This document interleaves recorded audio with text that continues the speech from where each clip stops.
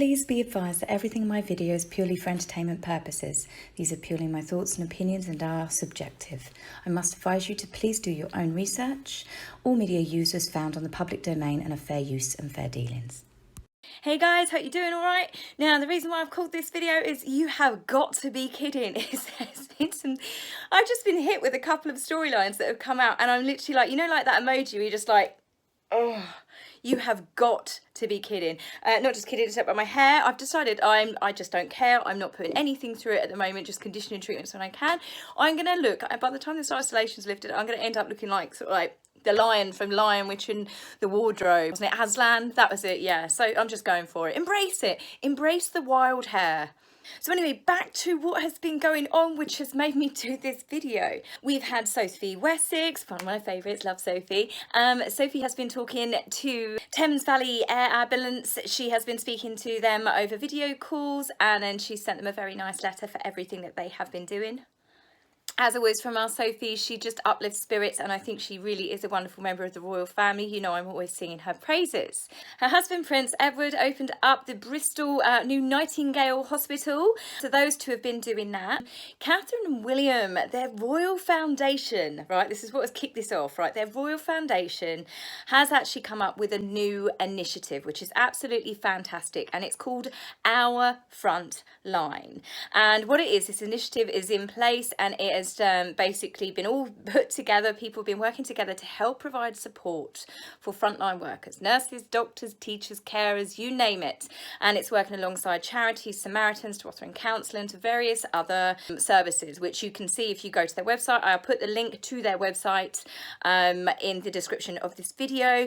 Absolutely outstanding. As we know, Catherine and William talk about mental health quite a lot. It seems to be this is Catherine's definite thing. She's definitely embraced it. Anything to do with mental health through childhood right the way through, and I really like this has definitely become something that it was initially the Royal Foundation of William, Catherine and Harry. They all seem to be working together alongside each other. Obviously Harry was going more along the initiatives with the military mental health. So naturally Catherine and William are getting positive attention in the press. We have a counter-attack from the Sussex team, don't we? We have Harry that is now launching his, and this is the way, I don't know if Harry has actually been quoted saying this, but this is the way the papers are running with it. Harry's first major project since stepping back as a member of the royal family. Another newspaper went on to say, Prince Harry's new philanthropic project, not even a month after exit. Well, hasn't Harry been a very, very busy boy, isn't he? Coming up with this Headfit project all by himself. Now, Headfit is an online mental tool to help people in the military. Harry has said that he uses it himself, and it helps him to stay fit and strong by training his mind and body as one. Yeah, I kid you not, he actually was quoted saying that. Oh, wow. Where do we run with this one, people? Prince Harry, mind and body one. I wonder where he's got that word in from, you know, namaste, from his old yoga-loving wife. Now, as I said, the newspapers have actually reported here. You can see there have been several posts on social media. This is not Harry's idea. Harry has not thought of this himself. This has actually been in the works for the last 3 years. Now, this is the same Prince Harry who suffers from PTSD every time he hears a camera clicks. It takes him back to, you know, his childhood with his mother, who's just moved to LA to seek fame and fortune, right? This is the same Prince Harry who, whilst he was on his last royal tour in South Africa, was talking to troubled teenagers in South Africa, telling some of them that he struggles to get out of bed some days. The same man that also told a group of investment bankers and celebrities at a JP Morgan event in Miami not that long ago that he's spent years and years and years in therapy. And also the same man that's just managed to crap over, well, shall we say, his entire family, literally queen and country, and just ditched all of his military ranks and titles, all of his positions. For what? Yet here he is, and it's being promoted. This is Harry's project. Headfit, as I said, was registered under the Royal Foundation when Harry was part of that. Okay, it's got nothing to do with Prince Harry on his own, nothing to do with Sussex Royal. And what's worse is Headfit, its actual partnership is between the Ministry of Defence and the Royal Foundation. So I don't know whether Harry and Meghan have been feeding us their PR, their narrative, but this is very much not Harry's project. Maybe he was going to be the face of it given the military connections, but last I checked, he ditched the military. It's unbelievable that he or Meghan or their PR team are trying to lay claim to this. I mean, it's a wonderful thing. You can have a look. I think it's headfit.org. Again, I'll put the link in the description. You can take a look at it yourself. But Harry has left the military. He ditched the military and everything that his rank stood for. He ditched his family. He has not behaved basically as someone that seems mentally quite on board. So for him to be advertising this at the moment, again, it's just one of those, I can't actually believe what I'm reading. Next up, this one I find it unbelievable. I knew enough spat my ginger tea across the room, right? So Meghan has been quoted saying to friends, i.e. been leaked to whichever media source that they're using, that if Kate was being criticised, no one would put up with it. The palace would have defended her against the UK media. This actually made me go like James would in Hercules, because it just literally fire. Whew. I remember I am the same age group as Catherine, of William. I literally grew up with them. They were in all the magazines and stuff. I was growing up when they were dating. I remember Catherine being mercilessly bullied. Oh God, they picked on anything from her weight. They attacked her parents. They dug up everything. Now, bearing in mind, Catherine, when she started dating William, was a teenager. She's a young girl that was growing up through school, through university. She started dating Prince William. And my God, you had adults, you had reporters, you had royalists laying into this young girl, saying that she was a gold digger. They laid into her family. They laid into Carol Middleton because she was an air stewardess. They painted, you know, Catherine and her sister Pippa. They called them the Anne Boleyn sisters because, you know, Pippa at one point, she was hanging around with them as a foursome. They were like, oh yeah, Carol Middleton's trying to get both her daughters with the princes. They got hounded. They were absolutely, I mean, Catherine, she had her face plastered alongside a Red London bus called Weighty Katie. They delved into past family histories, anything that they could dig up and any real dirt that they could do, they did to Catherine. It didn't even stop when she married William. I mean, I think it was her honeymoon. That guy that took those really invasive pictures of her. This wasn't a woman like Meghan that was setting up a camera, posing with her friends, wasn't it? Lindsay Roth, taking topless pictures of herself or deliberately posing on the beach topless. Catherine was staying in a private rented villa on her honeymoon with her husband, and I can only presume that this guy must have had a lens, a camera lens, the size of like the Hubble telescope. It was absolutely crazy. The pictures were awful. You know, they got sued. So for Meghan to be trying to do this narrative, and we all know what it's about, I'll say it. What she's trying to say is because Catherine's white, and this is where we know this narrative is going. This is all to do with Meghan's victim story. Catherine was favourite because she was white. Catherine did this. Now Meghan, if anything, she got given more privileges more quickly than what Catherine ever did. She was allowed to meet the Queen before Catherine ever did. She was allowed, I mean, she rode the royal train. She was given millions of pounds of wardrobes, everything that this woman has given. Don't get me started on this rant. So for Meghan to now be trying this narrative, it's all to do with the court case. It's all to do with the poor me, woe is me. And what really irritated me, you can tell that I'm really super agitated because my little vein appears here. It's like stressed Eric.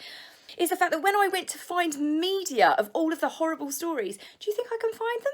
No, because apparently Google Images at the moment, all it is when you go in there and you go like all the times that Catherine was picked on, bullied and whatnot, all it is pictures of, you know, they do a story of Catherine and a story of Meghan showing the contrast and how she was bullied. Catherine had avocado to help their morning sickness. Meghan was, you know, basically crucified because she eats avocado and it causes world famine or something.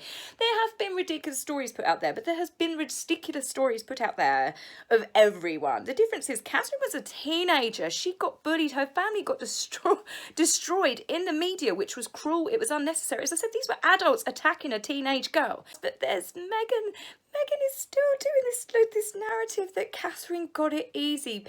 Catherine did not get it easy. How quickly people forget. And these stories are all being manipulated to suit poor Meghan. So now that I've calmed down a little bit, I've had my little rant. The final I don't believe it story is a picture of Harry sitting in a corner chair. You see the picture here. Storyteller Harry. I'm sorry, doesn't he look like the creepiest children's storyteller ever. He reminds me of the child catcher from Chitty Chitty Bang Bang. That grin is just creepy. He looks creepy. As I said, a chip has been missing from Harry for a long time. His eyes are just, I don't know, this really is a creepy picture. So what is Harry sitting there posing for, pretending that he reads books? Because let's be honest, is that a bit too bitchy? Sorry. So Harry's introducing the 75th anniversary edition of Thomas the Tank Engine. Thomas and Friends, the Royal Engine. So this features the Queen, Prince Charles in it, and it's all to do with the royal family. Now what makes me laugh is there's Harry still clinging on to any association that he has to the family that he just ditched, if he remembers. But Rosamund Pike, she plays the voice of a new train in it, the royal train, right? A duchess. Now I don't know if this is the media stirring this up. We know that Rosamund Pike has met Meghan, I believe only the once at the Fashion Awards. I've heard stories that Rosamund Pike was a little bit put out because she was there to present the award and Meghan basically sprung up last minute, and you know, Meghan's favourite, oh my god, wasn't it? The pregnancy. She looked like she was smuggling a beach ball under there. So in between Meghan looking like she was smuggling basketballs, there were pictures of obviously her and Rosamund together. However, I'm not quite sure there's been a friendship that has lasted past that. But anyway, as the article came out in the newspaper and I was reading it, it talks about the Duchess train. As I read on, I don't know, as I said, this could be the media completely just trying to do clickbait with people, but it said the Duchess train. The story is how the new Duchess is very frightened because she doesn't want to mess up, because it's a lot of pressure and she's trying to be perfect and she's worried about making mistakes because obviously she's now carrying the royal family. And I thought, oh please don't let Rosamund Pike please be on this same train, because I like her as an actress. The other thing as well is I can't get my head around the fact that Harry is he's promoting this book because of the links to the royal family. It's like, this is the toxic institution that you have completely bashed, that you have let your wife bash, that you have done nothing and said that your family were not accepting of your wife. It was toxic, it was suppressing. The reason, you know, the very reason your family, the very reason you've had to give everything up, take your wife, run away with your son to protect them. Yet there you are sitting in an armchair talking about your grandmother and your father and having the links to the royal family. He really likes hanging, he's got like one toe in, one toe out. Was this all agreed before Megxit? You know, this is all contractual obligations or something? Or is this just a case of, we know that Harry is technically at some point going to go back, because we know at some point this is all going to blow up. He doesn't look particularly happy from the pictures that we keep having leaked to us in America, but we'll see what comes out. But as I said, these 3 stories that came out just made me go, are you absolutely, you've got to be having a laugh, you've got to be kidding. And the final bit to end this video is the absolute irony, as someone pointed out on the Daily Mail comments. I give credit to this person, has pointed out about the fact that it's the 75th edition of Thomas the Tank Engine, and there is another 75-year-old Thomas down in Mexico, I believe, that Harry and Meghan seem to have forgotten all about. Well, they only seem to remember him when discussing a court case. So the irony is not lost. I wonder if that was also a play on the media. The stories are coming out thick and fast, as I said in my last video. I really didn't think that we would get as much ammo from these guys. I thought, you know, it would quieten down, but my gosh, we're getting more entertainment pumping out now than what we did when they were members of the royal family. So there'll be plenty of videos from me, I'm sure, in the coming months. So I'll be back with you guys really soon. So I hope you're all staying safe, all staying healthy. Take care. Bye. If you like my video, please remember to like and subscribe. Please, angry typists, you will be blocked, so save your fingers the time. If you would like to buy me a coffee, please go to my About page and click the link. Love, Taz.